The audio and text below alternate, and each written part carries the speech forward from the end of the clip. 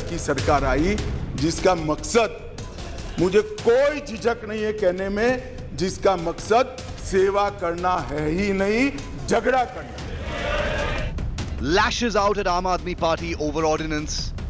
Problem transfer posting के अधिकार का नहीं है, विजिलेंस को कंट्रोल में लेकर बंगला जो बना दिया है इसका सत्य छुपाना है। Opposition attempts show of unity. ये घोटाले के लिए क्या ये बिल लाना जरूरी था? आपके हाथ में ईडी है, सीबीआई है, कितने सारे फौजे हैं आपके हाथ में, कितने सारे शक्तियां हैं आपके जेब में, तब उसको इस्तेमाल क्यों नहीं करते? As Delhi Services Bill faces Lok Sabha test, the real fight will be in the upper house. The Delhi Ordinance Dangal, the big focus on 6 p.m. prime.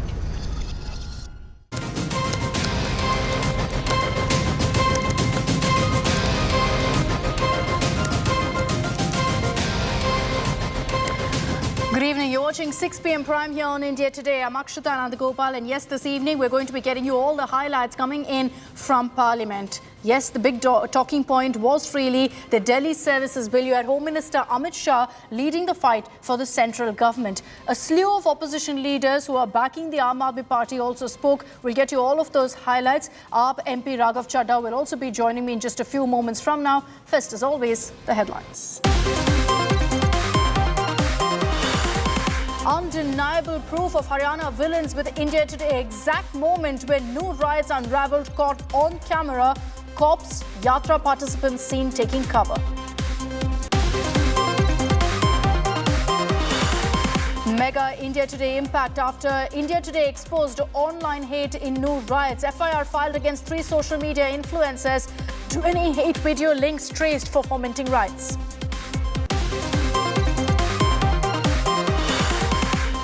Fresh clashes erupt in Manipur. Forces and Meitei protesters clash in Bishnupur. Chili spray, bullets and tear gas fired. We get you exclusive ground reports. This is number of the massive confrontation taking place here. The bullets being fired. This is the massive confrontation taking place. Stone pelting.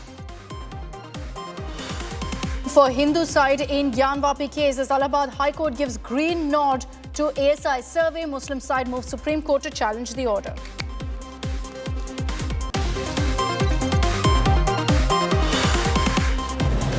Karnataka hijab row rerun in India's financial capital. Mumbai College bans burqa in campus as students must only wear uniform. Protests break out.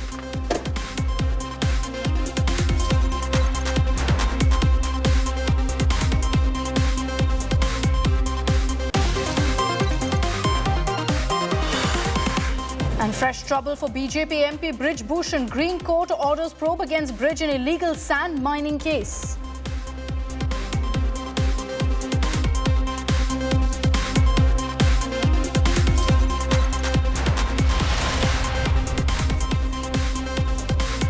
For days now, we've been hearing about the Delhi Ordinance Dangal. It finally played out in Parliament today as every political party, keeping aside differences and all the protests and din in the House, engaged in a meaningful debate for perhaps the first time in the course of the monsoon session. You had Home Minister Amit Shah kicking off things, lashing out at the Aam Aadmi Party in the Lok Sabha. While defending the Delhi Ordinance Bill, he also made several points against the AAP, saying they're selectively interpreting the Supreme Court's decision. Targeting the Congress, Amit Shah also said that the former Prime Minister Nehru was himself against Delhi being given full statehood.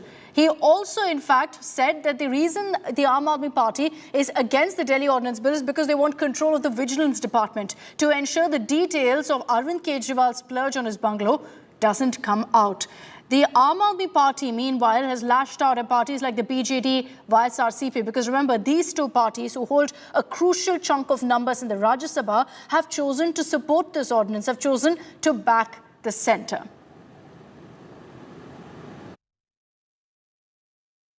Delhi विधानसभा सहित एक संघ शासित प्रदेश है, तो दिल्ली ना तो पूर्ण राज्य है, ना संघ शासित प्रदेश है, ना संघ शासित प्रदेश विथ असेंबली, क्योंकि ये राजधानी क्षेत्र है, इसको ध्यान में रखते हुए 239 AA में इसका एक विशेष प्रावधान संविधान के तहत किया गया है। 239 AA3B बहुत स्पष्ट है। इसके तहत इस संसद को दिल्ली संघ राज्य क्षेत्र या इसके किसी भी भाग के बारे में उससे संबंधित किसी भी विषय पर कानून बनाने का पूर्ण अधिकार प्राप्त है। गठबंधन बनाने के, नए गठबंधन बनाने के अनेक प्रकार होते हैं। नया गठबंधन बनाने के अनेक प्रकार होते हैं। विधेयक और कानून देश के भले के लिए लेकर आते हैं। इसका विरोध या इसका समर्थन भी देश के और दिल्ली के भले के लिए करना चाहिए। अगर हमारी राजनीति में थोड़ी स्वीकृति कम है तो सबको मिलाना है। दिल्ली का जो होना है वो हो, जितना भ्रष्टाचार होना है वो हो। मंत्री कुछ भी करे, मुख्यमंत्री करोड़ों के बंगले बनाए, मगर हम विपक्ष में रहते हुए समर्थन करेंगे क्योंकि हमें गठबंधन बनाना है। इस तरह से नहीं सोचना चाहिए। और वैसे भी मैं बता देता हूं, विशेषकर कांग्रेस पार्टी वालों को, कि ये बिल पारित होने के बाद वो अलायंस में आपके साथ आने वाले नहीं है। तो जो सच है वो करिए। इतना अपील करके मेरी बात को समाप्त करें। 2015 में यहाँ स्थिति बदली और यहाँ एक ऐसे दल की सरकार आई जिसका मकसद, मुझे कोई झिझक नहीं है कहने में, जिसका मकसद सेवा करना है ही नहीं, झगड़ा करना। माननीय अध्यक्ष जी अनेक पार्टियों के मुख्यमंत्री रहे, अनेक पार्टियों की मिलीजुली सरकार रही, शुद्ध रूप से सरकार रही, मगर राष्ट्र सेवा करने में और जन सेवा करने में किसी भी पार्टी को कोई दिक्कत नहीं आई। मैं बाद में बात करूंगा क्या दिक्कत है वो, उसकी भी डिटेल बात करूंगा। प्रॉब्लम क्या है वो? प्रॉब्लम ट्रांसफर पोस्टिंग के अधिकार का नहीं है। विजिलेंस को कंट्रोल में लेकर बंगला जो बना दिया है, इसका सत्य छुपाना है। जो भ्रष्टाचार हो रहा है, इसका सत्य छुपाना है। मेरा सिर्फ यही कहना है कि अब जो भी कहे, शंका हमारे इसलिए है कि हिंदुस्तान में से एक ही राज्य दिल्ली नहीं है। अगर दिल्ली में इस तरीके की छेड़खानी होते रहेंगे तो इसके चलते आप धीरे धीरे हिंदुस्तान की बाकी राज्यों में एक किस्म के ही हमला करते रहेंगे। अगर आपको ये लगे कि यहाँ घोटाला होते रहते, ये घोटाले के लिए क्या ये बिल लाना जरूरी था? आपके हाथ में ईडी है, सीबीआई है, कितने सारे फौजे हैं आपके हाथ में, कितने सारे शक्तियां हैं आपने जेब में, तब उसको इस्तेमाल क्यों नहीं करते?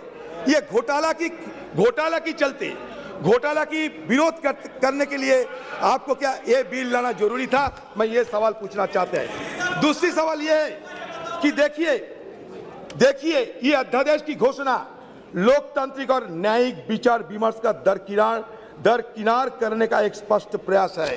क्योंकि मैं बता रहा हूं, क्योंकि सुप्रीम कोर्ट की 2023 संविधान पीठ के फैसले के महज 6 दिन बाद ही 17 मई 2023 के अध्यादेश को मंजूरी देने वाले कैबिनेट प्रस्ताव पारित किया गया था, जबकि अध्यादेश को 19 मई को ही कानूनी रूप दिया गया और उसी शाम जैसे ही सुप्रीम कोर्ट की छुट्टियां शुरू हुई, इस अध्यादेश को जनता के लिए लागू कर दिया गया। ये सही है, ये गलत? अब बताओ, इतना जल्दबाजी क्यों आपको लगे कि अध्यादेश के तहत ये बिल लाना जरूरी समझा है आपने? क्यों? आज चर्चा हो रही है कि चुनी हुई सरकार का पूरा मुख्यमंत्री का सारा अधिकार वो लेफ्टिनेंट गवर्नर को दे रहे हैं। वो क्या उचित है क्या? इस ऑर्डिनेंस की जरूरत क्या पड़ी? अटल जी को याद करो, जो दिल्ली को पूर्ण राज्य बनाने की वकालत जिंदगी भर करते रहे। अपना घोषणा पत्र पढ़ो अमित शाह जी, उसमें लिखा हुआ है साफ साफ, दिल्ली को पूर्ण राज्य बनाएंगे। किसने? भाजपाइयों ने लिखा था। संख्या बल के आधार पर एक राज्य सरकार के खिलाफ आप गैर संवैधानिक बिल पास कर रहे हैं सुप्रीम कोर्ट में दूर दूर तक ये बिल कहीं टिकेगा नहीं, रुकेगा नहीं।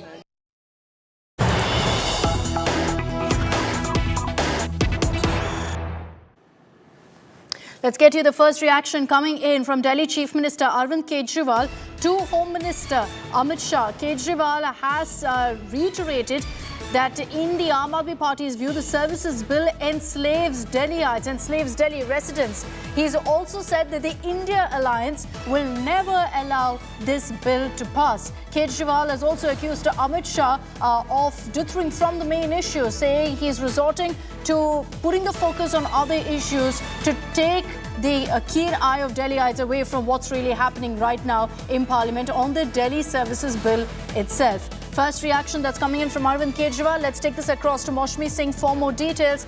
Moshmi, you've got Arvind Kejriwal right now lashing out at Amit Shah and saying that the India alliance will ensure this bill doesn't pass. Easier said than done. Numbers are not in AAP's favour right now. Absolutely, Akshita, and bold and underline that he also brings in the India alliance question into the entire counter-attack by the Delhi Chief Minister. It is interesting that Amit Shah, drives a wedge straight into the opposition unity, hitting where it hurts the most, the Congress party, questioning the Congress party, saying it compromised on its own interests to keep the India alliance alive. And in fact, mocking the Congress, saying that after this bill is passed, the Aam Aadmi Party is going to walk out of the entire India bloc. So there you are, and first we had Adhir Ranjan Chaudhary, slamming and hitting back at Amit Shah there, saying that you could use the ED and the CBI. Why would you want to get a bill, to in fact expose any kind of corruption when you have these agencies under you? And on the other hand, now Delhi Chief Minister, hitting back almost as soon as Amit Shah made those allegations. So very interesting power play is what we see, Akshita, there inside on the floor of the House. And while the India alliance, Moshmi, came out in support of the Aam Aadmi Party in Parliament as well, we saw leading the fight essentially was the Congress and the Lok Sabha, because the AAP doesn't have representatives there. But at the end of the day, the India alliance was formed for this very reason, to combat the BJP, to show they have the numbers. It hasn't worked in this particular case either, because you've had the other parties like BJD, YSRCP, even TDP, who they failed to really bring into their fold, joining hands with the BJP on this. That's there, they never had the numbers. They are in overwhelming majority, the NDA in the lower house, and you have the fence-sitters siding with the BJP. It's not also about the numbers now in the Raj Sabha with the fence-sitters, absolutely backing the BJP. It's a glim possibility that, any numbers could work in their favor, and that's one reason, the rhetoric is playing out to the fullest. The optics are playing out to the fullest. Interesting that the Speaker was Adhir Ranjan Chaudhary and not Manish Tiwari or an MP from Punjab, because Congress MP from Punjab from the Congress's side, because they know that there is, and Amit Shah pointing that out as well, that there is a lot of restlessness in the Congress over support to the Aam Aadmi Party on this bill, and all for the sake of the unity of the India partners.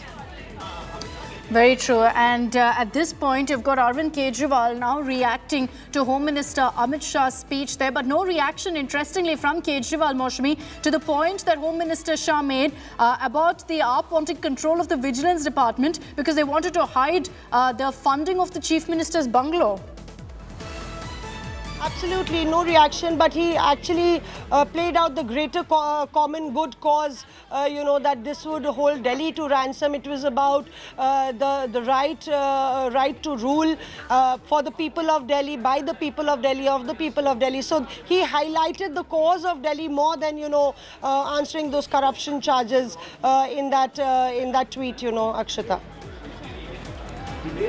All right, Moshmi, thanks very much for joining us with all of those details. So that's the big news break coming in. The war of words continuing even as the fight plays out in Parliament right now. But essentially what you've seen in the Supreme Court, and this is something that's constantly mentioned with regards to the Delhi Ordinance Bill, that the Aam Aadmi Party and the opposition constantly say that the Supreme Court has said that the Parliament cannot step in here. But remember, and let me just highlight for you how this has essentially played out for the last many years. It started in 2015 when the MHA directed the Lieutenant Governor then to take control over the Services Department. And that means that the appointment of officers, the power and control of that would go away from the Aam Aadmi Party. In 2017, you had, in fact, the central government also taking further steps on that front. It then moved to the Supreme Court in 2018, and since then it's been moving forward in the courts. I want to bring in on this broadcast Member of Parliament from the Rajya Sabha representing the Aam Aadmi Party, Mr. Raghav Chadha, on this broadcast. Raghav, good evening. I'm sure you heard what Home Minister Amit Shah said in Parliament. The most basic argument which the Aam Aadmi Party, which your party has been putting forth constantly, is the fact that the Delhi Ordinance and Services Bill is essentially against legislative competence to bring it in to the Parliament. And this has constantly been countered. Several legal experts here in India today have also raised this, Raghav, saying that it's not true. That, the Supreme Court mentioned that this can be brought up in Parliament. Amit Shah has said that you've kind of misconstrued the Supreme Court order to benefit your argument. Well, I heard the Honorable Home Minister's comments and his interpretation of a couple of paras of the Constitution Bench judgment of the Supreme Court. And I beg to differ with it, and I wish to say that assessment and that understanding is erroneous, to say the least. The Supreme Court in its judgment has said that the centre has powers to legislate on some matters vis-a-vis Delhi, and it can make laws for Delhi. The laws that are to be made have to be within the four corners of the Constitution. They cannot be violative of the Constitution.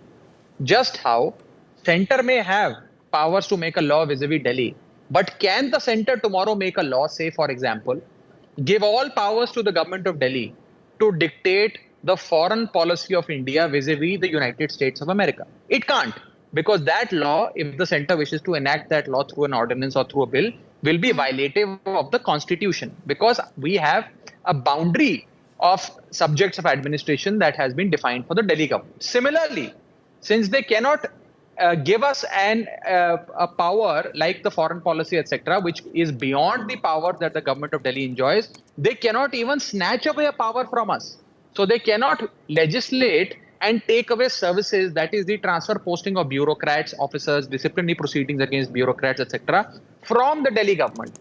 So therefore, whatever they legislate has to be within the four corners of the Constitution. Since it is not within the four corners of the Constitution, we don't have legislative competence, as in we the parliamentarians do not enjoy legislative competence. Number two, it is violative of the Constitution of India. And third, it is a direct and utmost contempt of the Honorable Supreme Court. A Supreme Court on 11th of May 2023 came out with a unanimous 5-judge Constitution Bench judgment, which says that services is fairly and squarely with the Chief Minister and elected government.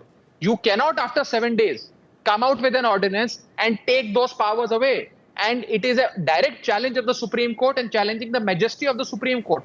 There is no precedent where you can change the Supreme Court judgment without changing the basis of the judgment. And in order to change the basis of the judgment, you have to amend the Constitution, which they are not doing. They are only bringing a simple bill. So therefore, it is unconstitutional. Raghav, can I read out two parts? One is from the Supreme Court verdict, which says the Legislative Assembly of NCTD has competence over entries. In addition to this, Parliament has legislative competence over all matters by virtue of Article 239 AA3A. Now, another point that I want to make here is about also Article 249, which says Parliament should make laws with respect to any matter enumerated in the state list specified in the resolution. The Parliament will make laws for the whole or any part of the territory of India. It's these two parts that Home Minister Amit Shah also has constantly cited. The judgment that the para that you read out from the Constitution, from the first bit that you read out of the Supreme Court's judgment, that judgment says that in accordance with Article 239 AA, subsection 3, clause A, whatever that article that you read out, that article defines the powers of the Delhi government. You cannot add something to it. You cannot subtract something to it. You can only make laws to give effect to that law. For example, can the government tomorrow say that Delhi government will decide on India's foreign policy with the United States? No, because it is violative of Article 239 AA. Similarly, they can't take away powers from us also, because that will also be violative of Article 239AA, and that is my short point. And in case you wish to do so, you have to amend the constitution. You cannot do this via amending a bill, amending an act. You have to amend the constitution, which you are not doing because you don't have a 2/3 majority in the Rajya Sabha. So therefore, this is an unconstitutional act. It is an attempt to hoodwink the Supreme Court, and it will, of course, be thrown in the dustbin because it's not worth the paper it is written on once it's before the Supreme Court. Number two, direct abuse of the government's ordinance making powers under Article 123. Ordinances are brought in the rarest of the rare circumstances where situations arise which necessitate an ordinance. There are no situations that necessitate an ordinance vis-a-vis Delhi. There is a Supreme Court judgment giving us all the powers. What was the hurry? What was the tearing hurry? Would heavens have fallen if they would have brought in a bill and not an ordinance? So merely because it is abuse of the ordinance making powers of the government, on that count alone, this bill should be struck down. I want to highlight for a moment what Home Minister Amit Shah also said when he made this quite political. He said that the reason that the Aam Aadmi Party has such a big problem with this current legislation, with this current bill, is that you want control of vigilance to ensure that, no details of the Chief Minister's bungalow expenses really emerge. What's your response to that, Raghav? Well, Aam Aadmi Party is not made up of the stuff that it will get scared or will be trembling with fear because of some threats that have been issued to us by the BJP, including by the Home Minister. They can let loose any agency on us. We have nothing to hide. We will still put up a big fight against you and defeat you in the electoral battles. Point number one. Point number two, these people are scared of Arvind Kejriwal. Today, the Home Minister let the cat out of the bag. He said that I am bringing this law because from 2015, situation in Delhi changed, and as a result, we had to take away all these powers from the elected government. What happened in 2015? India's highest ever electoral mandate was given to a man called Arvind Kejriwal. And therefore, ever since 2015, BJP has lost successive assembly elections in Delhi. They have realized that they can never form a government in Delhi, and their political future in Delhi is very bleak. As a result, they have decided that let's abandon the government, make the government administratively impotent, let's snatch all the powers from the government. And therefore, once there is no power in the government, there will be no elections, or there will be no effective elections in the city. And as a result, BJP will not be put to face a humiliating defeat every election after election at the hands of Mr. Kejriwal. That is what he said in the sum and substance of his statements. Sure. He even said that previous to 2015, everything was okay. But in 2015, something changed. It is in 2015, because Mr. Kejriwal came into office, I have to say this in no uncertain terms, that it is the Kejriwal phobia. It is the Kejriwal phobia on the basis of which and due to which BJP is bringing this bill. They are afraid of Arvind Kejriwal because they know that Arvind Kejriwal until the time he's in Delhi and he's contesting elections in Delhi, BJP has no future in Delhi. So let's abandon the government. Okay, but what's happening in Parliament right now, Raghav, is realistically speaking, you don't seem to have the numbers. The BJD, the YSRCP, even the TDP, the so-called fence-sitters seem to all be siding with the BJP and the NDA here. So have you already lost the fight in Parliament? Look, Lok Sabha, the government has the numbers. In the Rajya Sabha, it's a closely fought battle. Let's see how the voting happens in the Rajya Sabha. How many people are present? How many are voting? Who votes for which motion? Who votes for the motion? Who votes against the motion? These are things we'll see once the bill is put to vote in Rajya Sabha. I wouldn't want to second guess the outcome. But yes, there are some political parties like the BJD and the YSRCP that have decided to support the government on this unconstitutional bill. I am pretty sure they have not done this out of choice. I am given to understand they have done this out of compulsion, and therefore I recited a couplet to explain their situation, which is... What kind of compulsion? Well, I don't know what compulsion. It is for them to answer. It is for the people to, ponder upon what kind of compulsion. I can only say कि कुछ तो मजबूरियां रही होंगी, यूं ही कोई बेवफा नहीं होता. जी चाहता है बहुत सच कहूं, क्या करूं हौसला नहीं होता. I'm pretty sure they're subject to some compulsions and majburiyan. As a result, they've chosen. However, as far as defeating this bill is concerned, as far as challenging this law is concerned, we are going to challenge it legislatively by trying to oppose it in the Lok Sabha and the Rajya Sabha, and we will fight it out judicially in the Supreme Court when the Constitution bench is set up again to look into this matter. There have been two Constitution benches that have heard the Delhi government's matter, one in 2018 and one in 2023. Both ruled in favor of the elected government and said that the elected government has all the powers. It's the chief minister that has all the transfer posting powers of the secretaries and the officers, not the central government, not the lieutenant governor. So we won 2 rounds in Supreme Court. Now we are gearing up for the round 3, and I'm pretty sure since the constitution remains the same, we will win round 3 as well. Let's see if the Parliament round goes your way as well. Raghav Chadha, thank you very much for taking the time out and joining us here on India Today. So you heard the Aam Aadmi Party's perspective there. They're making it very clear that they're going to be fighting this out tooth and nail, whether it's in Parliament or in the courts. I'm slipping into a short break here on India Today. We'll be right back with lots more news and updates. Don't go anywhere.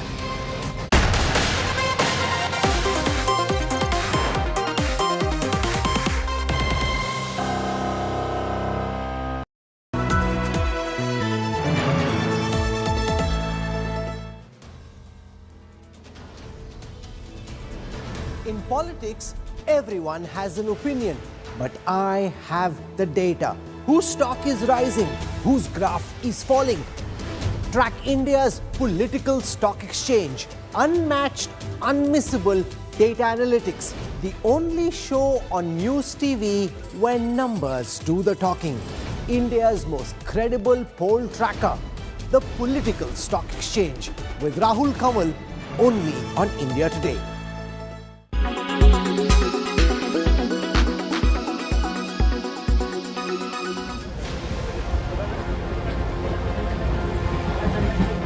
"5 a.m. on Monday. 4 people are killed in a shooting spree on the Jaipur-Mumbai Superfast Express. Railway Protection Force Constable Chetan Singh allegedly gunned down his superior officer Tikaram Meena and 3 Muslim passengers. Those 1.5 hours of sheer horror still haunts Krishna Kumar Shukla, an attendant who was on the coach, and now a key witness. माहौल तो sir जी बहुत डरावना था वहाँ का। भाई ऐसा सामने वाला बंदूक लेके घूम रहा था, ऐसे लग रहा था जैसे मानो कसाव वाली कहानी सामने, तो पैसेंजर तो डरेंगे ही ना। मैं वहाँ पेट्रोल का काम करता हूँ, कोच अटेंडेंट हूँ, करीबन 12-13 साल हो गए। Shukla rushed to the spot where he heard the firing. हम भी देखे तो सामने वाला नीचे एकदम खून में पड़ा हुआ था, और वो जो जिसने गोली चलाई थी वो बगल में बंदूक लेके खड़ा था।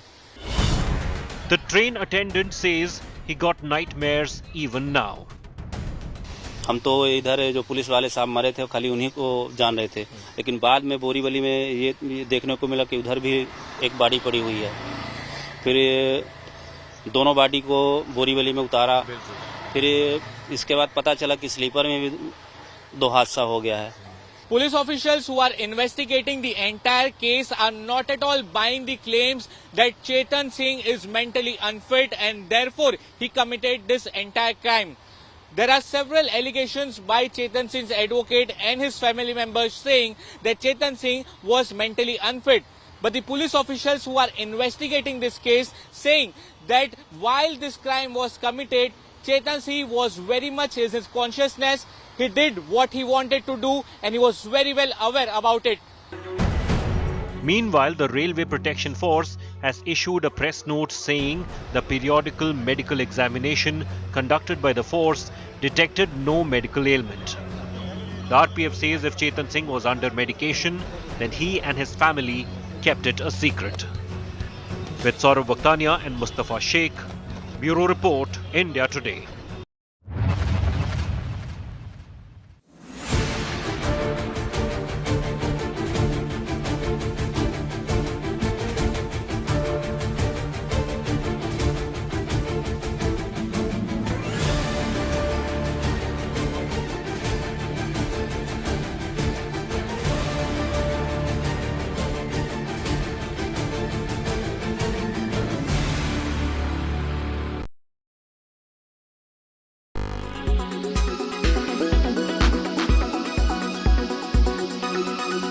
Make your media plan smarter with India Today Live TV on your connected devices.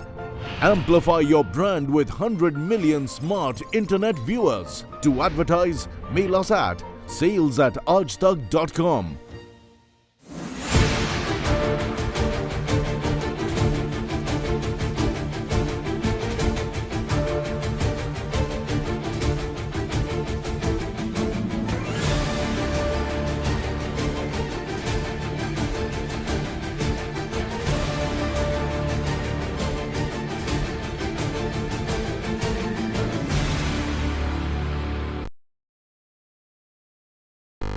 Make your media plan smarter with India Today Live TV on your connected devices. Amplify your brand with 100 million smart internet viewers. To advertise, mail us at sales@aajtak.com.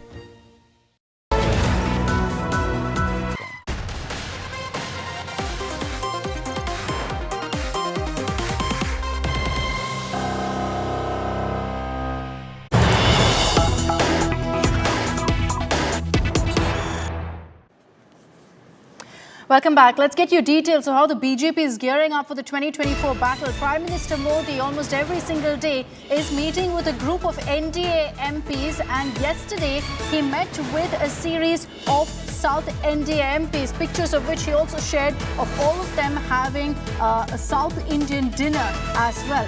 Now, here's what we've picked up from the meeting. Prime Minister Modi reportedly has told all of them to prepare for the 2024 elections and conveyed to them that they should, in fact, focus on all of the corruption charges against the governments in the south, whether it's Tamil Nadu, Kerala, Karnataka, or for that matter, Telangana and Andhra Pradesh. He is saying that we must focus on what the BJP has done for the last 9 years, and that all opposition governments in South India are merely a model of corruption. Paulami Saha is joining us with more details on this. Paulami, what really have you picked up from your sources, or what was discussed in the Prime Minister's meeting with South NDA MPs? We know that the BJP is focusing hard on trying to make inroads in several of these states. Absolutely. The BJP, as you know, Akshita, is not exactly a dominant force as far as southern India is concerned. So one of the messages, of course, that the Prime Minister asked the NDA MPs who he dined with to convey, of course, to their constituents is that the BJP is taking all NDA allies together and is working towards winning 2024. That the BJP works with its alliance partners, is not actually using them as such. He says, in fact, he told them that BJP in the past has also stood with its alliance partners without much going in its own favor. For instance, of course, when there was the AIDMK government in the state of Tamil Nadu as well. So he's basically asked them to convey that. The corruption plank, of course, is something that he's asked these NDA MPs to use as well as they go to their electorate and meet with them ahead of the 2024 Lok Sabha elections. Remember that he's been having these meetings in clusters with MPs, NDA MPs specifically from across the various parts of the country. So this, of course, was the fourth such meeting. Earlier, he'd met with Western Uttar Pradesh MPs. He'd met with MPs from Bengal, Odisha and Jharkhand in one cluster. And then yesterday, in the first half of the evening, he met with MPs from the Kashi and the Awadh region. And then, of course, this meeting with NDA MPs from Andhra Pradesh, Telangana, Karnataka, Kerala, Tamil Nadu, Andaman and Nicobar and Lakshadweep. The message, of course, is that the NDA is together, that the NDA has come together with one purpose, which is to serve the people. And the purpose of coming together is not like the other alliance, which he says is not the India alliance. He says refer to it as the UP alliance because name changing is not game changing, he says. So the UP alliance, he says, is only coming together because they have only one agenda, which is to defeat Modi. The agenda isn't to serve the people of the country. All right, Paulami, thanks very much for getting us all of those updates. Slipping into a short break here at 6 p.m. Prime. On the other side, we're getting you a report of another rape shocker that's been reported from Rajasthan. Political heat is mounting on the Gehlot government. This latest incident is horrifying, to say the least, as another minor has been targeted.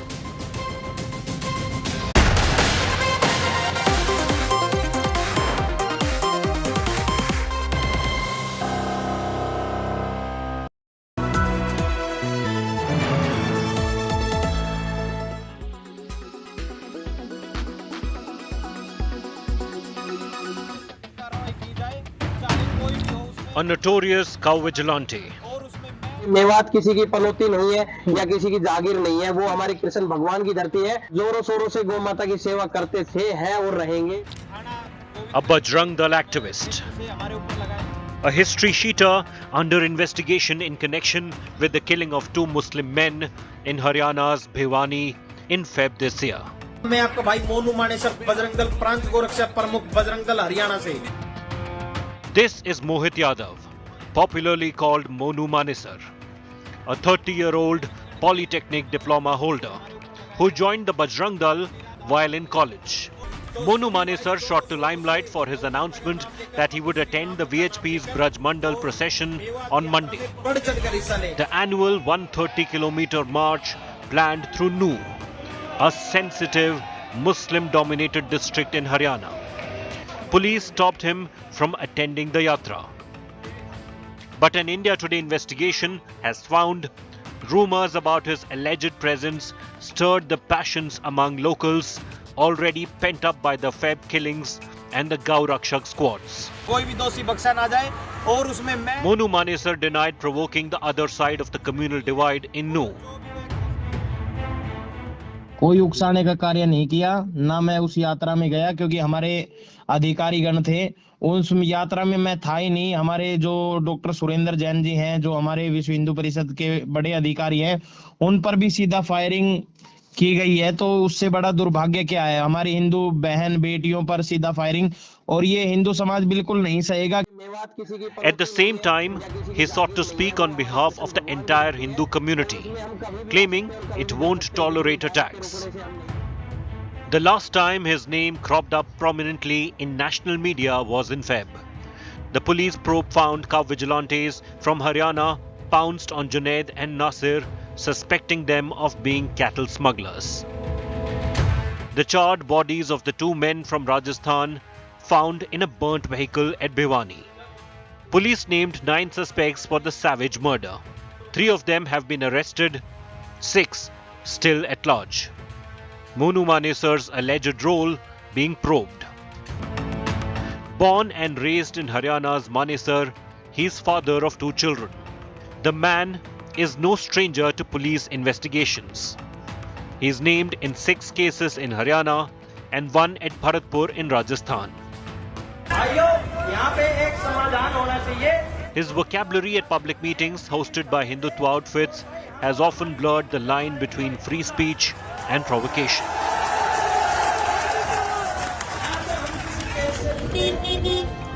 Monu Manesar appears to have got the back of some powerful people over what all unfolded at Noor on Monday.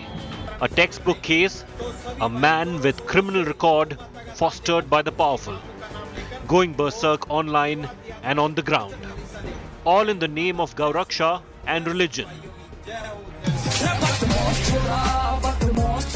With Arvind Ojha and Jai Kishan Sharma, Bureau Report.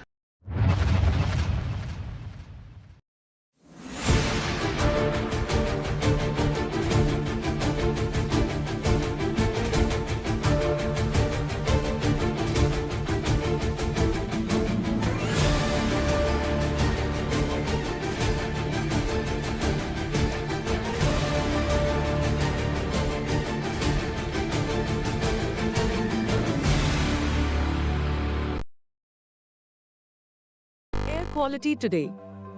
In Delhi, 154.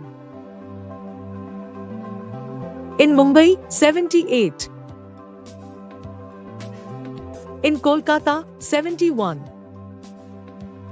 In Bangalore, 40. In Chennai, 85. In Hyderabad, 91.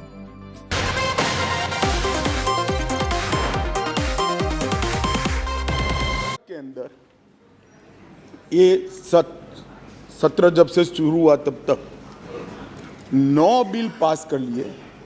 सारे bill अपनी अपनी जगह बहुत महत्वपूर्ण थे माननीय अध्यक्ष। हर क्षेत्र के महत्वपूर्ण बिल थे। उसमें इन्होंने कहा पीएम आकर जवाब दे, पीएम आएंगे तभी संसद चलने लगे। आज क्या हो गया है? आज इस बिल में मैं तो स्वागत करता हूं आपने चर्चा की, मुझे कोई आपत्ति नहीं है, मैं तो चाहता हूं हर रोज ही आ जाइए, परंतु आज क्या हुआ है? क्या डेमोक्रेसी की चिंता है? तो डेमोक्रेसी की चिंता है तो हर एक बिल महत्वपूर्ण है, हर एक बिल महत्वपूर्ण है। क्या देश की चिंता है तो किसानों के लिए भी बिल आया, बाकी सारे विषय के लिए भी बिल आए, मगर कोई नहीं आया। साहब, ना डेमोक्रेसी की चिंता है, ना देश की चिंता है, ना जनता की चिंता है, अपने गठबंधन को बचाने के लिए सारे लोग यहाँ आए। और आज मुझे कह रहे थे कि भारत आपको देख रहा है, मैं बता रहा हूं कि भारत देख भी रहा है, देखना भी चाहिए। आपके दोहरे चरित्र को भारत देख रहा है। आपके लिए जनता के बिल महत्वपूर्ण नहीं है, हमारे गठबंधन से एक छोटी सी सुपारी जितनी पार्टी भाग कर न चली जाए, इसका बहुत बड़ा महत्व है। आपकी प्रायोरिटी बड़ी स्पष्ट हो गई भाई, बहुत स्पष्ट आप लोगों ने ही कर दी। मैं तो कुछ बोला नहीं, चुपचाप सुनता रहा, सबको पढ़ा और सब बड़ी बड़ी दुहाइयां दे रहे थे। अरे भले आदमी, कोई तो सच बोल देता कि हम इसलिए आए हैं कि केजरीवाल जी हमारे गठबंधन से भाग न जाए। माननीय अध्यक्ष जी, खैर उनका जो कारण हो, मणिपुर उनका एब्सेंट रहने का कारण नहीं है। मैंने पहले दिन से यहां कहा है, जितनी लंबी चर्चा करनी हो मणिपुर पर सरकार चर्चा करने के लिए तैयार, हर चीज का जवाब दिया जाएगा और मैं दूंगा जवाब, मैं दूंगा जवाब। माननीय अध्यक्ष जी, माननीय अध्यक्ष जी, उनको प्रॉब्लम एक ही है कि जनता के मन में भ्रांति खड़ी कर दी जाए। मैं उनको बताता हूं कि जनता है जो सब जानती है, कभी भ्रांति खड़ी नहीं होती है। आज आपने अपने आप को यहां पर एक्सपोज कर दिया है। माननीय अध्यक्ष जी, पूरी चर्चा को मैंने सुना, प्रेमचंद्रन जी से लेकर सारे लोग जो विषय पर बोले, मैंने ध्यान पूर्वक नोट भी पढ़े हैं, सुना भी है। माननीय अध्यक्ष जी, ये फिर से मैं एक बार कहता हूं कि सदन जनता को गुमराह करने की जगह नहीं है। सारे लोग राज्य के अधिकार, राज्य के अधिकार, राज्य के अधिकार कह रहे हैं। कौन से राज्य के? कौन से राज्य के? दिल्ली राज्य ही नहीं है, ये तो संघ प्रदेश है और संघ प्रदेश में भी राजधानी क्षेत्र है जो एक विशेष आर्टिकल के तहत बनाया गया। अनुच्छेद 239 से 242 तक दिल्ली के कामकाज करने के तरीके को संविधान ने स्वीकार किया। हम तो संविधान संशोधन लेकर नहीं लाए थे, आप ही आए थे। 69वां संविधान संशोधन आप लेकर आए थे, आपने ही अधिकार नहीं दिए थे। अधिकार उसके तहत अनुच्छेद 239 AA 3B के तहत संसद को दिल्ली संघ राज्य क्षेत्र या उसके किसी भी भाग के लिए, उसके संबंधित किसी भी विषय के लिए कानून बनाने का पूर्ण अधिकार है। मैं फिर भी आज, मैं समझता हूं कि आप लोग समझकर ही बोले होंगे, समझते हैं, मगर पॉलिटिकली बोले होंगे, मगर मैं ऐसा समझकर बोलता हूं कि आप नहीं समझे होंगे। तो राज्य और केंद्र शासित प्रदेश और राजधानी क्षेत्र, ये संविधान में अलग अलग एंटिटी है। अब राज्य की दुहाई, अभी किसी सदस्य ने कहा कल को आप किसी भी राज्य से, भाई नहीं हो सकता, राज्य के काम में दखल नहीं हो सकती। यहां दखल इसलिए कर सकती है संसद क्योंकि 239 AA 3B के अंदर इस संसद को आपकी पार्टी जब सत्ता में थी तब अधिकार दिया हुआ है। और अभी किसी को लगता है मेरे अधिकार कम है, तो चुनाव लड़ने से पहले आर्टिकल 239 AA 3B पढ़ना चाहिए था। अब पढ़े नहीं, लड़ लिए और कहते मेरे अधिकार कम है।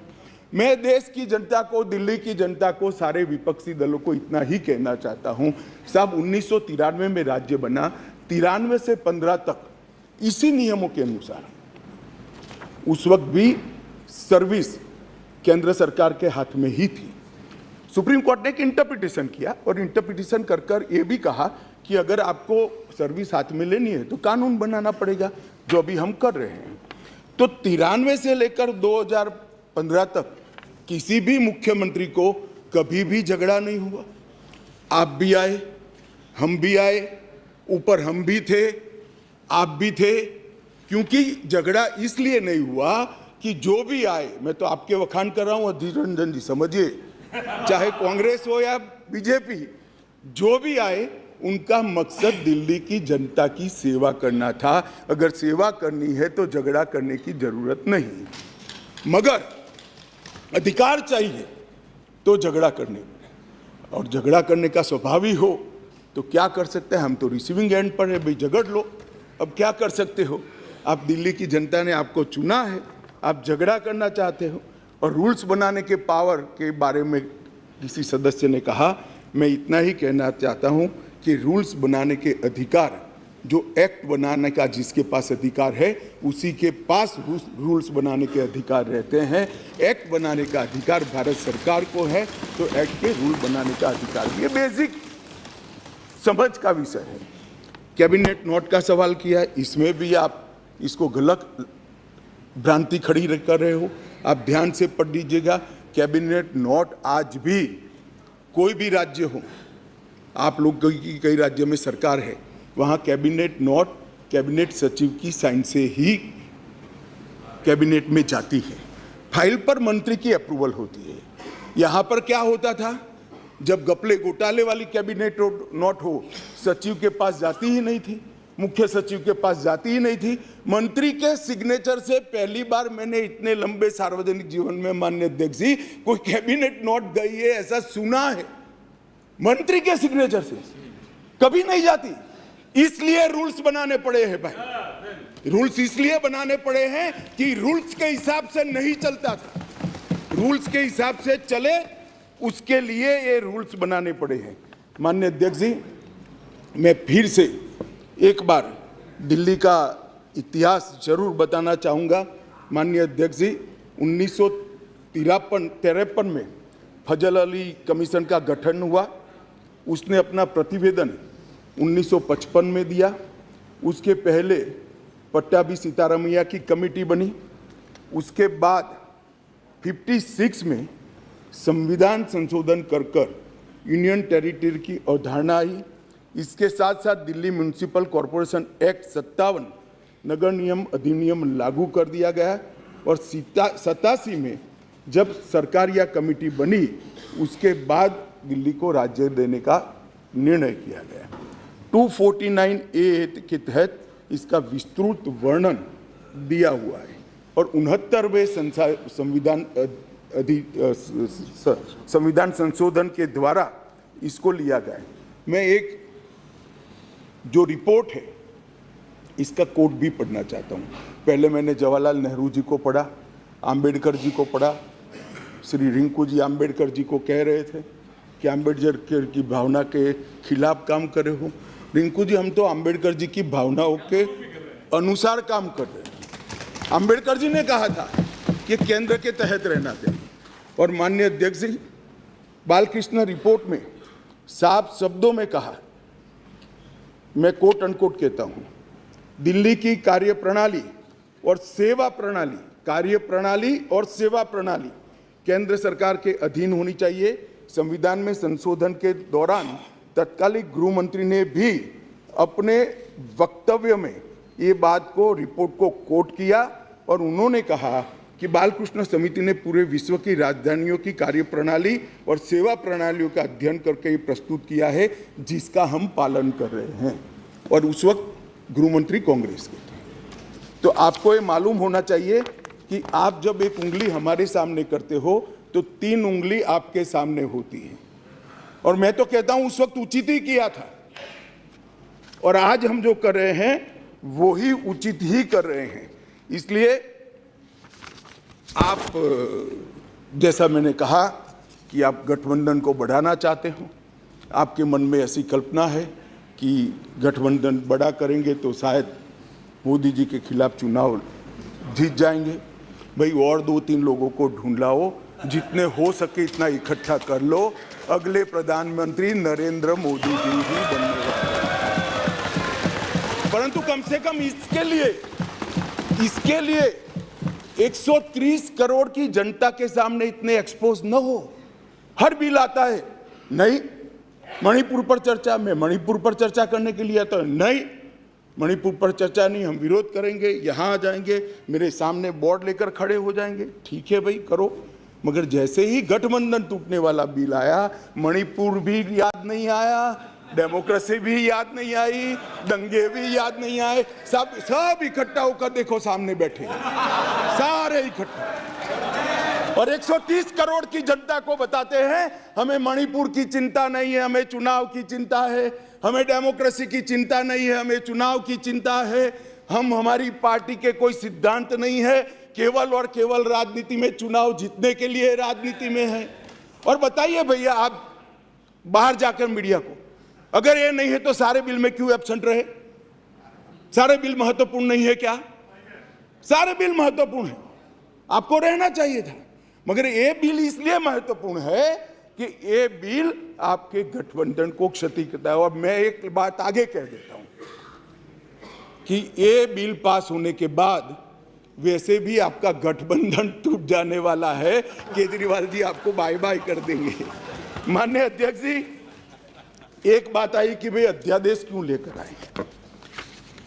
मैं बताना चाहता हूं कि 11/5/2023 को संविधान पीठ ने एक फैसला दिया।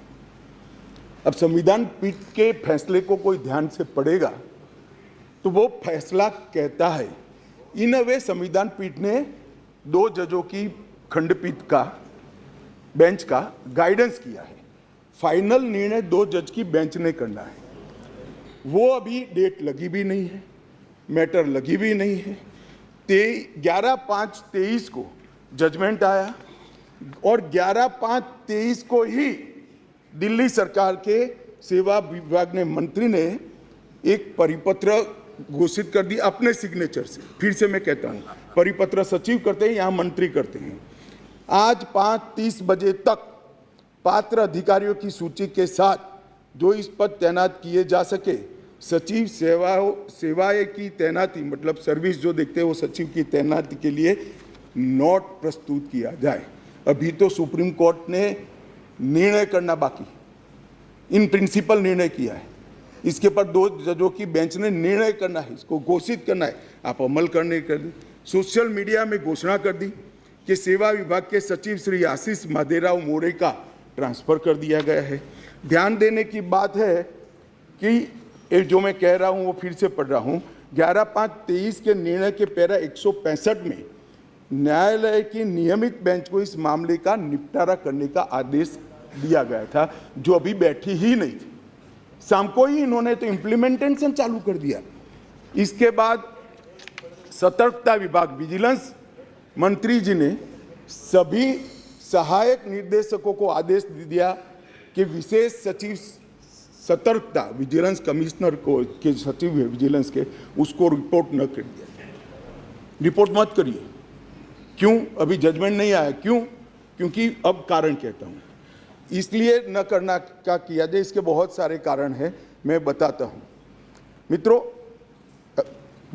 माननीय अध्यक्ष जी, दिल्ली के सतर्कता विभाग को सबसे पहले क्यों निशाना बना गया? अगर सेवा के अधिकार मिल गए, चलो मैं 1 मिनट के लिए मान लेता हूं मिल गए, तो सबसे पहले कोई क्या करेगा? रोड एंड बिल्डिंग की चिंता करेगा, पीने की पानी की चिंता करेगा, साफ सफाई की चिंता करेगा, आरोग्य की चिंता करेगा। इन्होंने विजिलेंस की चिंता करी। बोलो, प्रायोरिटी तो देखिए साहब इनके साथी की, विजिलेंस की चिंता करी। भला विजिलेंस की चिंता क्यों करी? इससे दिल्ली की जनता का क्या भला होने वाला था? मैं बताता हूं, क्योंकि विजिलेंस विभाग को इसलिए निशाना बना गया, माननीय अध्यक्ष जी, कि इसमें बहुत सारी संवेदनशील फाइलें बंद पड़ी हुई थी। कौन सी फाइलें थी? कौन सी फाइलें थी? जरा आप ध्यान से सुनना भाई, जिसके बारे में बड़े बड़े आवाज से आर्गुमेंट्स कर रहे थे, उनका एक्ट सुनना। आबकारी घोटाले के संबंधित फाइल, शराब की आबकारी घोटाले की फाइल, न्यायालय द्वारा जो आदेश किया था, इसका ओपिनियन जो देना था, वो फाइल विजिलेंस डिपार्टमेंट में थी, जिसके तहत उनके पूर्व डेप्यूटी चीफ मिनिस्टर जेल में बैठे हैं। अब वो फाइल कैसे इनके हाथ में दे? मुख्यमंत्री के नए बंगले के निर्माण पर अवैध रूप से हुए खर्चे के संबंधित फाइल, जिसमें स्वयं मुख्यमंत्री फंसते हैं, शीश महल की फाइल दिल्ली सरकार द्वारा उनकी पॉलिटिकल पार्टी ने उसके प्रचार के लिए, सरकार के नहीं, पार्टी के प्रचार के लिए 90 करोड़ रुपया खर्च कर दिया। कोर्ट ने ऑर्डर किया कि वो 90 करोड़ रुपया पार्टी के खजाने से दिल्ली सरकार में भरा जाए। इसकी जांच की फाइल भी सतर्कता विभाग में थी। माननीय अध्यक्ष जी, एक फीडबैक यूनिट बना दिया। अब आप संविधान की दुहाई दे रहे हो, ये एक्ट सुधारने के पहले भी लॉ एंड ऑर्डर इनके पास नहीं है, तो उनके पास खुफिया विभाग नहीं हो सकता। उन्होंने फीडबैक यूनिट के नाम से करोड़ों रुपए का खर्च कर एक स्वतंत्र गैरकानूनी खुफिया विभाग खड़ा कर दिया। अब इसकी भी जांच चालू हो गई, वो फाइल भी विजिलेंस में थी।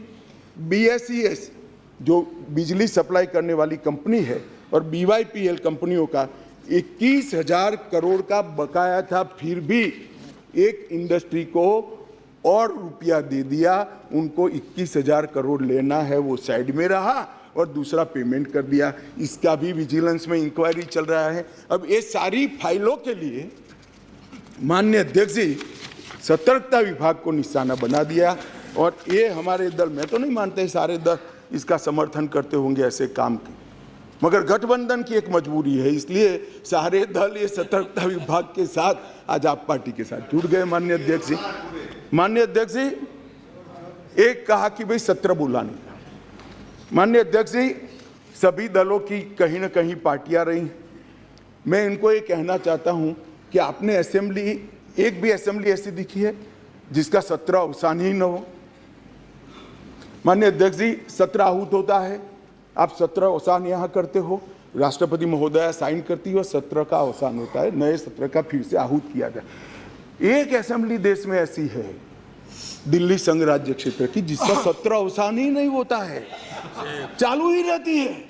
और जब भी पॉलिटिकल भाषण देना है, रिस्पॉन्सिबिलिटी से भागना है, सदन के विशेषाधिकार का उपयोग करना है, किसी को गाली गलौज करना है, तो आधे दिन का सत्र बुलाकर गाली बोलकर फिर से सत्र निलंबित कर देते हैं। सत्र का अवसान ही नहीं होता है। माननीय अध्यक्ष, ऐसी कोई सरकार देखी है आपने?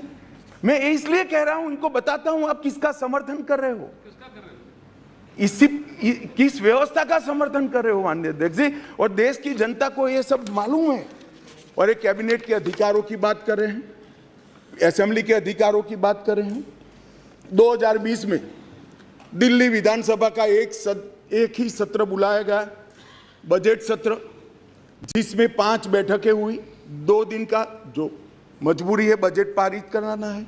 21 में भी एक ही सत्र बुलाया गया, बजट सत्र, जिसमें 3 दिन की बैठक करी, 4 बैठकें करी, वो बजट सत्र था, मजबूरी है। 2022 में एक ही सत्र बुलाया गया, बजट सत्र, क्योंकि मजबूरी है बजट पारित करना है। और 2023 में भी एक सत्र बुलाया गया, बजट सत्र। इसके अलावा विधानसभा ही नहीं बुलाई माननीय अध्यक्ष जी। अरे विधानसभा के अधिकारों की हमारे विपक्षी दल के मित्र, कौन से अधिकार भाई?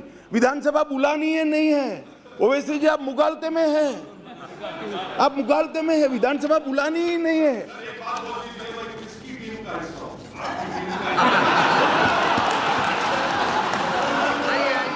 ऐसा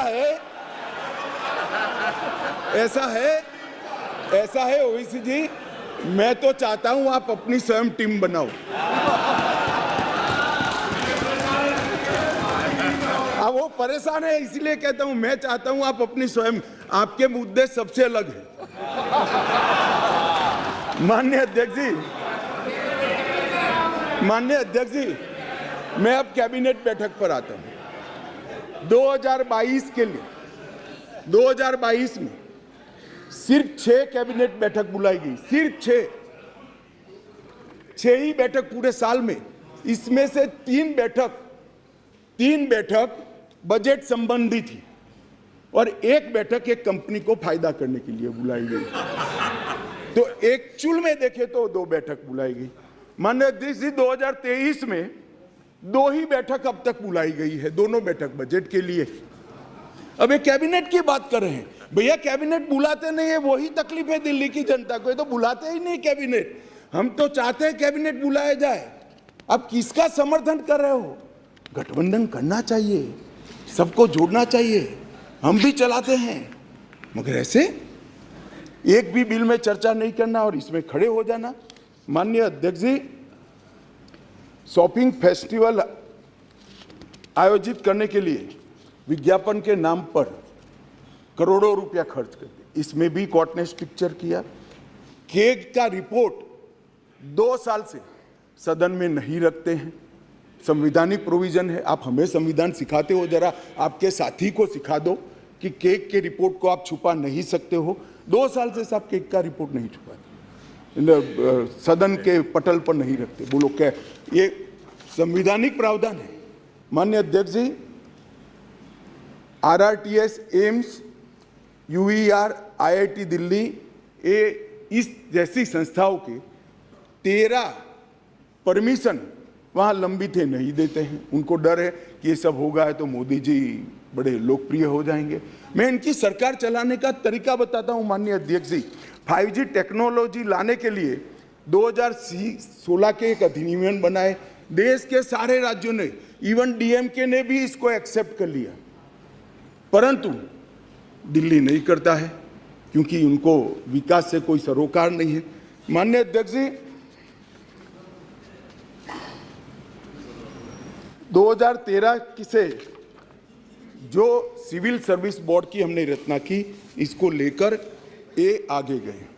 माननीय अध्यक्ष जी, मैं सदन के सामने और आपके माध्यम से देश की जनता को बड़ी विनम्रता के साथ कहना चाहता हूं कि ये अध्यादेश और बाद में अब जो बिल में कन्वर्ट हो रहा है वो विधेयक लेकर मैं आया हूं, ये संपूर्णतया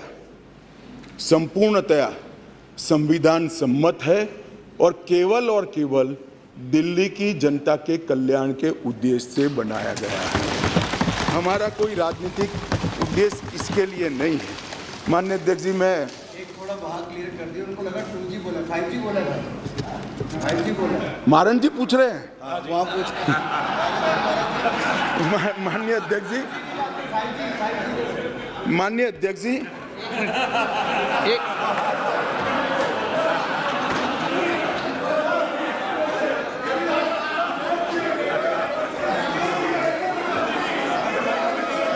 खड़े हो गए, मैं क्या करूं? एक बार ये भी खड़े हो गए। सदन की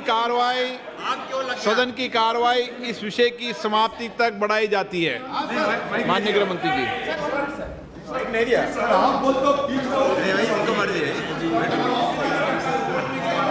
मैं क्या होम मिनिस्टर माननीय, हाँ आप क्या बोल रहे थे? 2G 5G पे समझौता बहस नहीं हो रही यहाँ पे। Sir I want to submit sir through you sir I want to submit one thing before the House and the Honorable Home Minister and other members of the Parliament in the other side, adversary benches. As far as 2G is concerned. No. माननीय गृह मंत्री जी, 2G 3G माननीय 2G 3G में बहस नहीं हो रही। No कुछ नहीं बोला। नो लगाया है। आप क्यों 2G पे नाम पूछ नाराज हो रहे हो? अरे 2G पे नाराज पे इतना नाराज क्यों जाते हो? देखो पुरानी बातों को लेके मत चलो।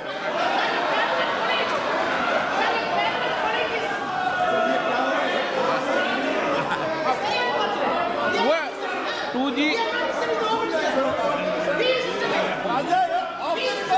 अध्यक्ष जी रिकॉर्ड पर नहीं है, बता दीजिए इनको। देखिए वो रिकॉर्ड पे नहीं है, आप क्यों रिकॉर्ड पे लाना चाहते हो बात? अरे ऑनरेबल मेंबर वो रिकॉर्ड में नहीं है, आप क्यों रिकॉर्ड में लाना चाहते हो बात? ऑनरेबल मेंबर वो रिकॉर्ड में नहीं है। Okay no record okay okay, माननीय गृह मंत्री जी,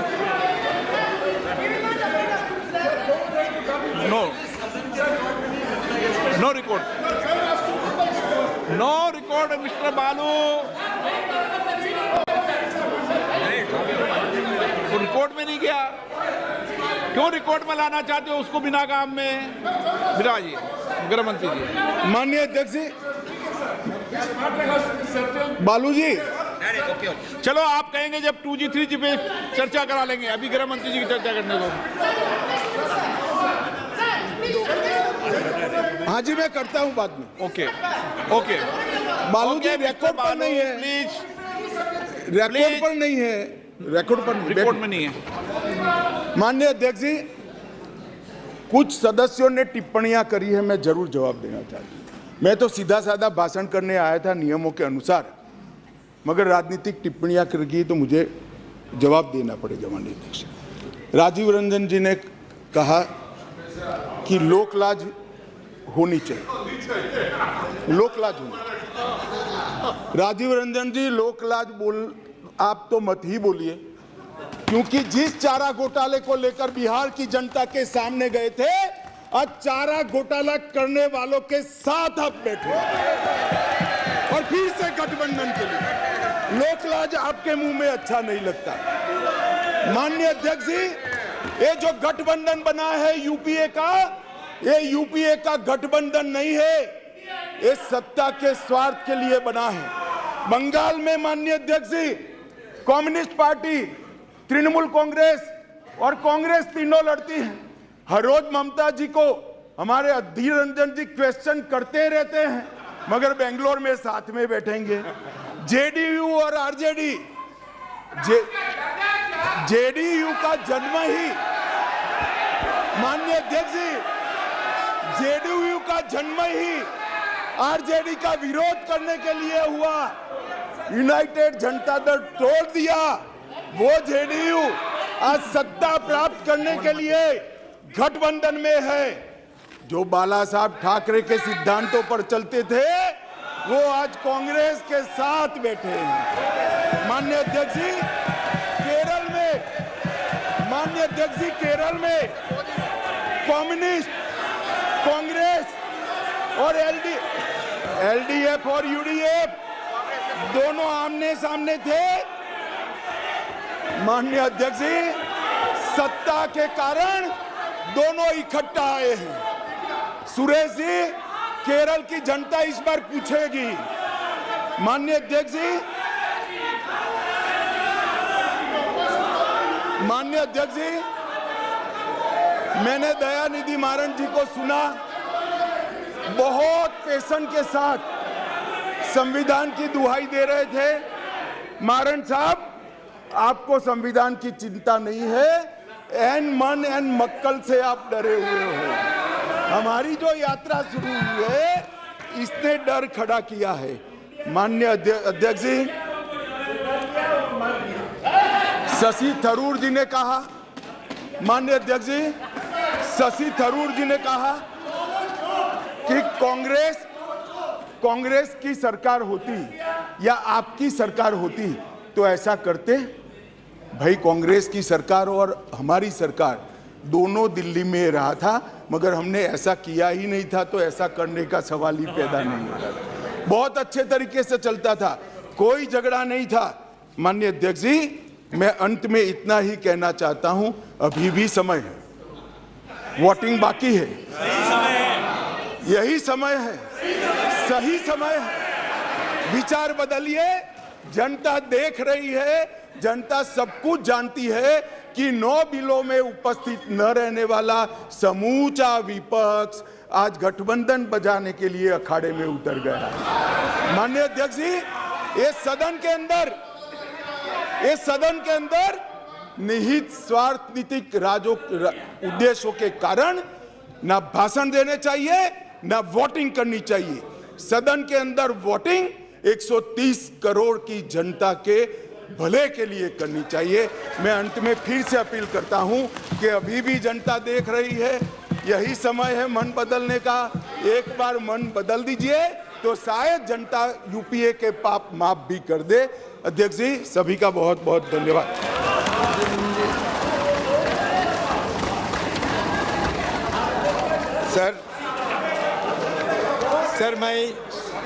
सर मैं स्पष्ट रूप से ये कहना चाहते हैं, शुरू में भी कहा था हम लोग कि ये अध्यादेश लाकर केंद्र ने संवैधानिक सिद्धांतों का उल्लंघन किया है और निर्वाचित सरकार के अधिकारों को हड़पने की कोशिश की है। ये संघवाद की बुनियादी सिद्धांतों को कमजोर करता है। सुप्रीम कोर्ट की संवैधानिक पीठ ने 11 मई को दिल्ली सरकार को जो अधिकार सौंपे थे, जिसके बाद केंद्र सरकार ने अध्यादेश लाकर कोर्ट का फैसला पलट दिया है। सर यही हमारा मोटा मोटी हमारा यही हमारा ये सरकार के खिलाफ प्रश्न है कि सर एक मिनट, नहीं हुआ ये कब बोलने दीजिए सर। आपने बोल तो लिया, क्या बोला था? नहीं ये तो रेस्पॉन्ड करने का अधिकार है सर, ये रेस्पॉन्ड करने का अधिकार है सर। एक मिनट अमित शाह जी आप इतने सारे हमें भाषण सुनाया, ये लगा कि आप चुनावी मोड में आ गए। मुझे ऐसा उम्मीद थी कि कम से कम आज की तारीख में जब मणिपुर की बात आपने जिक्र किया तो कम से कम सुप्रीम कोर्ट मणिपुर के मुद्दे में क्या टिप्पणी की। सुप्रीम कोर्ट कहते हैं कि मणिपुर में सरकार नहीं है, पुलिस नहीं है, कोई शासन नहीं है। विषय पर बात कीजिए। संकल्प के समय जब आपका भाषण दिया था, जब आपने बहुत सारी बात बिना विषय के बोली, मैंने कोई आपत्ति नहीं की थी। प्रश्न ये कि अधीर रंजन चौधरी द्वारा प्रस्तुत सामाजिक संकल्प को स्वीकृत किया गया है। जो सदस्य के पक्ष में हाँ गए, जो सदस्य विरोध में ना गए, मेरे विचार में निर्णय ना वालों के पक्ष में, ना वालों के पक्ष में सामाजिक संकल्प अस्वीकृत हुआ। प्रश्न है कि विधेयक पर विचार किया जाए। जो सदस्य इसके पक्ष में हाँ गए, जो सदस्य विरोध में ना गए, मेरे विचार में निर्णय हाँ वालों के पक्ष में, हाँ वालों के पक्ष में विधेयक पर विचार करने हेतु प्रस्ताव को स्वीकृत किया गया। अब सभा विधेयक पर खंडवार विचार करेगी। कुछ मान्य सदस्यों ने इस विधेयक पर अपने अपने संशोधन दिए, परंतु वे सभी इस समय सभा में उपस्थित नहीं है। अगर सभा की सहमति हो तो मैं सभी खंडों को सभा में निर्णय के रख लूं।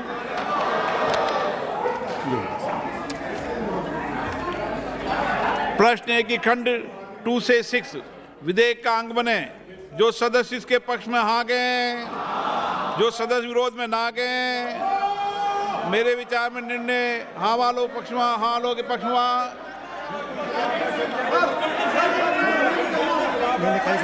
आलो पक्ष में खंड 2 से 6 विधेयक का अंग बने।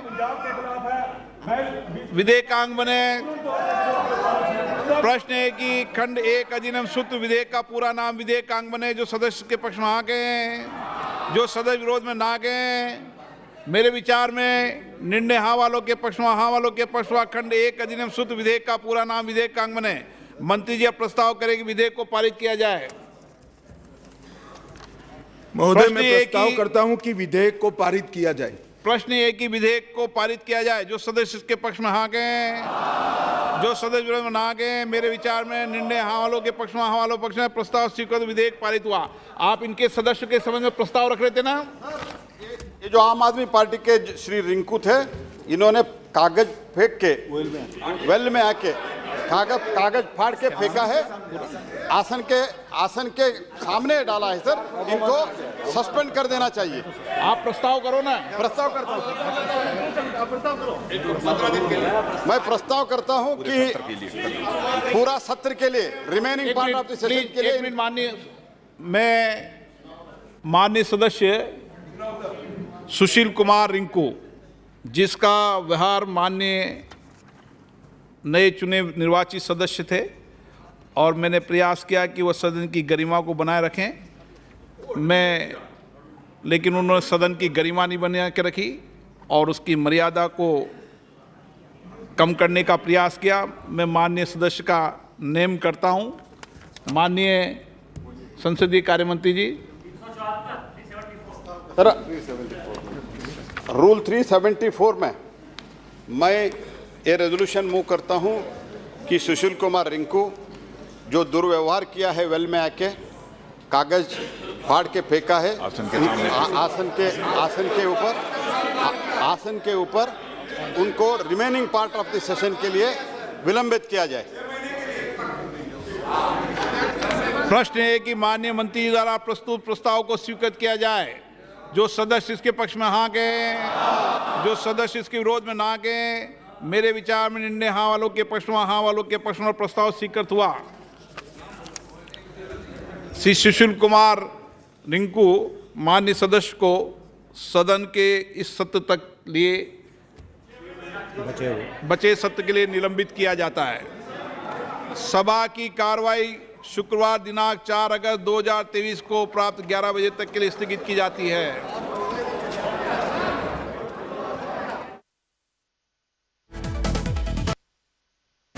All right, viewers, that's the big breaking news coming in. The Delhi Services Bill has been passed in Lok Sabha, called the Government of National Capital Territory of Delhi Amendment Bill 2023. The next obstacle will be the Rajya Sabha, where the bill will be tabled. Brute majority of the NDA in the Lok Sabha. The bill has passed very easily with a voice vote. You could see certain members